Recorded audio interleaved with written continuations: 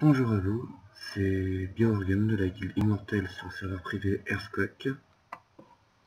Alors je vais faire un petit tuto sur le Warhammer PvE. Alors pour le moment je suis level 401. Avec ma guilde on est bien avancé sur DS. Du coup je possède quelques pièces PvE héroïques, comme vous pouvez le voir.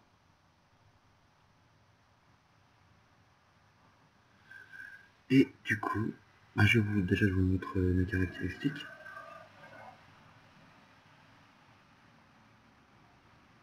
Voilà. Ensuite, je vais vous montrer mes enchantements avec une add-on qui est très pratique, qui s'appelle Pierre Score.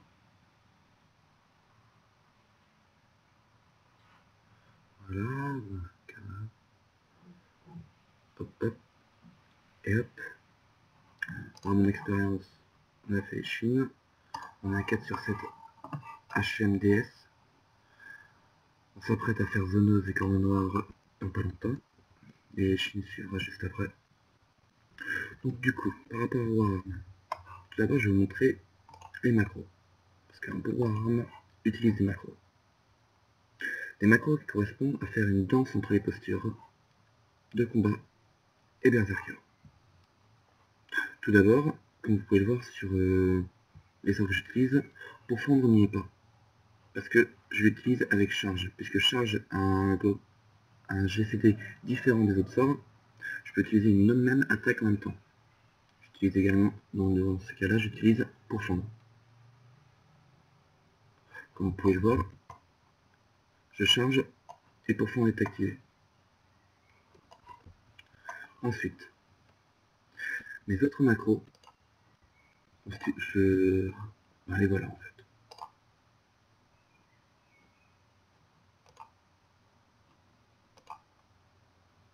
En fait, c'est simple, c'est toutes mes attaques principales, c'est-à-dire frappe mortelle, frappe du colosse, frappe héroïque, heurtoir. Je les mets en posture berserker. Là, il n'y a que posture berserker, mais quand je passe en posture berserker, là, c'est le vrai sort. C'est juste ici qu'il y a la macro.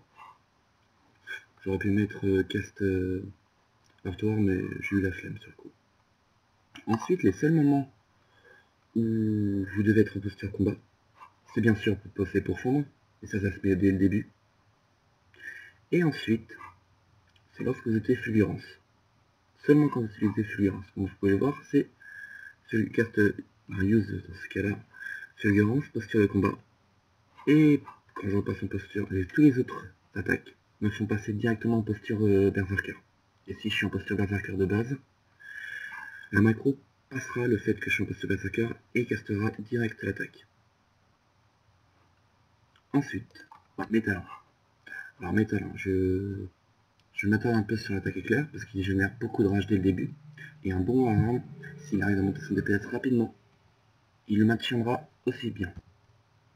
Cette attaque circulaire, c'est normal. Et je pense que c'est un template assez commun. Et bien sûr, maîtrise tactique, puisqu'on joue sur les postures de combat et qu'on change, c'est un talent obligatoire. Ensuite, par rapport au burst, nous avons Calme Mortel. Calme Mortel, il est là. Alors, ce CD, c'est le CD le plus important du Warhammer. Le plus important. On peut pas faire mieux. C'est-à-dire que pendant ces 10 secondes, vous pouvez utiliser frappe héroïque comme vous voulez. Parce que contrairement aux autres attaques, heurtoir sort souvent. En gros, heurtoir c'est l'attaque principale du Warhammer. Elle peut sortir à 70k, 40k, 20k. Faut la faire dès que vous pouvez. De toute façon, je vous donnerai les ordres de priorité juste après. Alors, frappe mortelle, c'est l'attaque principale également, qui doit être en deuxième position sur votre recruit.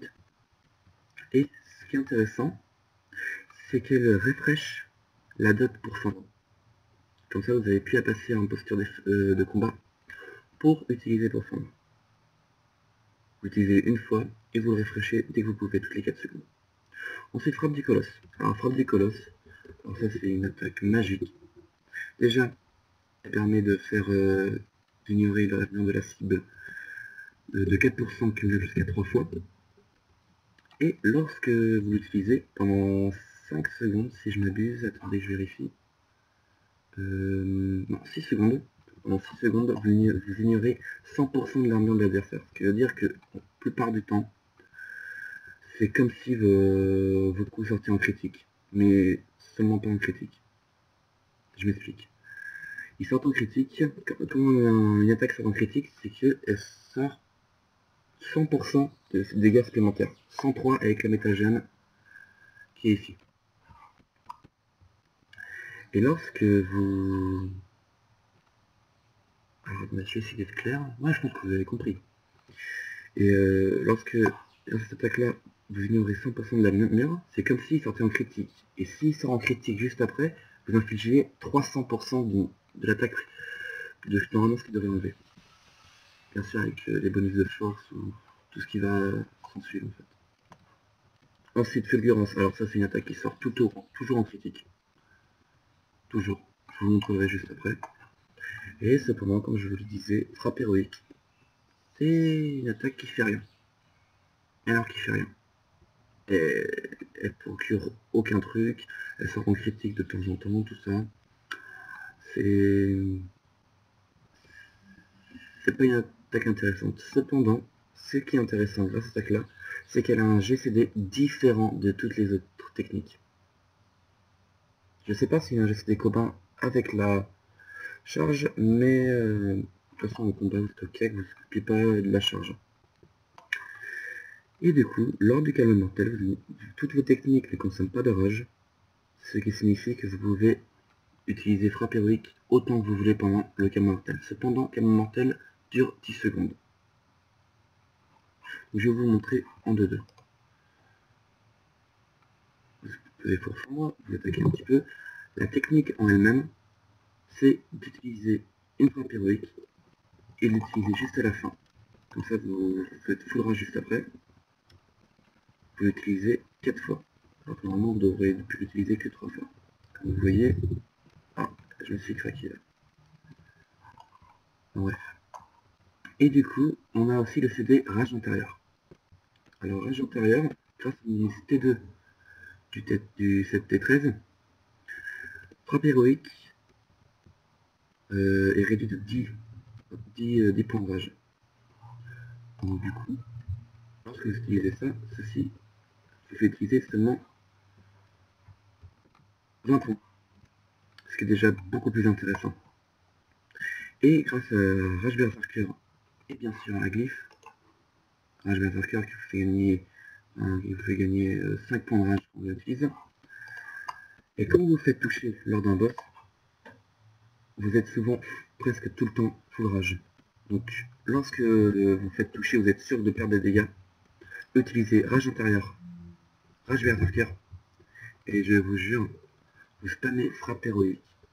La rage reviendra tout le temps, et vous allez faire un carton avec.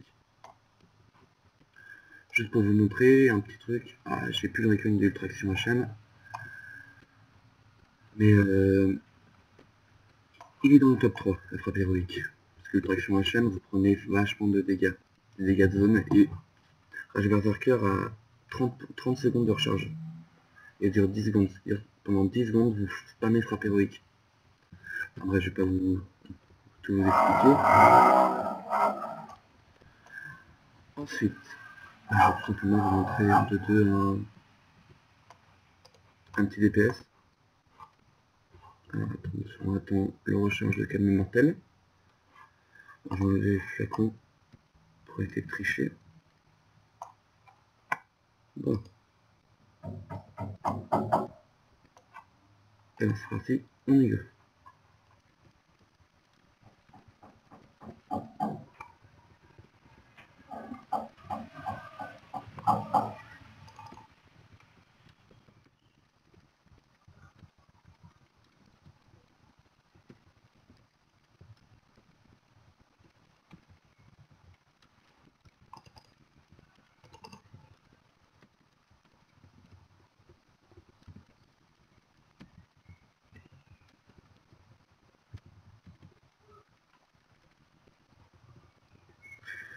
Donc, on va dire que je suis craqué, les profs qui étaient pas avec moi.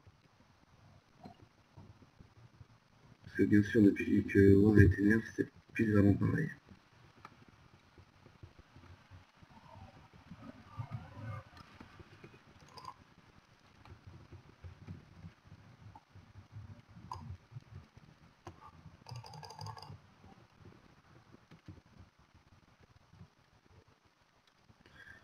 Donc c'est un outil DPS.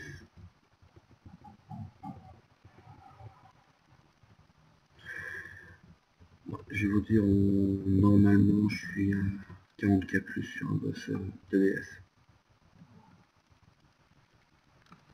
Et si j'ai du bol, je peux être à 50k.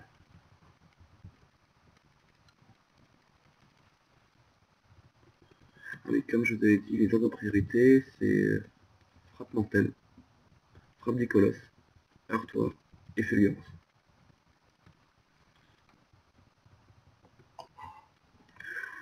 Ok, on va tourner 25 secondes histoire que je remonte les DPS. Ah, attendez.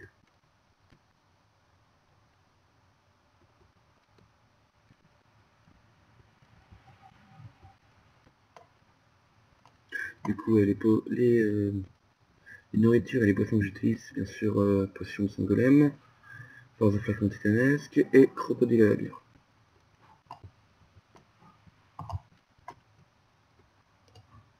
Ok, on va y aller.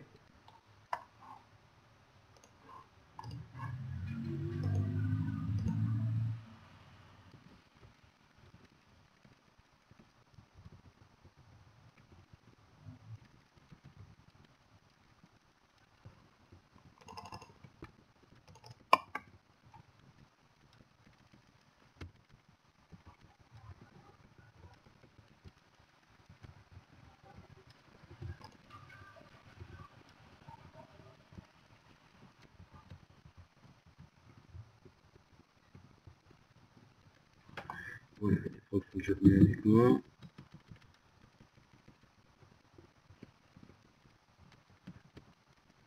Après, de toute façon, les DPS sur poteau, c'est pas ce qui est le plus important. Enfin, bref.